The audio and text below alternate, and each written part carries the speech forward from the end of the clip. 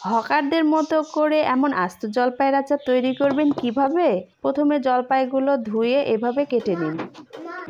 তারপর লবণ হলুদ দিয়ে জলপাইগুলো সিদ্ধ করে নিন। সিদ্ধ করা হয়ে গেলে এবার একটা মশলা তৈরি করে ফেলুন।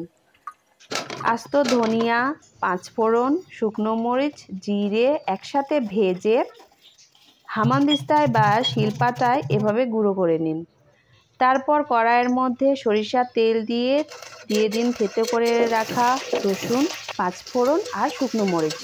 এবার দিয়ে দিন সেদ্ধ করে রাখা আস্ত জলপাই আর গুঁড়ো করে রাখা সেই মশলাটা। তারপর পরিমাণ মতো চিনি দিয়ে নেড়ে চেড়ে নিলেই তৈরি হয়ে যাবে হকারদের মতো আস্ত জলপাইয়ের আচার। আজকে আমি আমার বরমশাইকে এই জলপাইয়ের আচারটা খেতে দিয়েছি কাগজে করে হকারদের স্টাইলে। খেয়ে কিন্তু বেশ প্রশংসাই করেছে।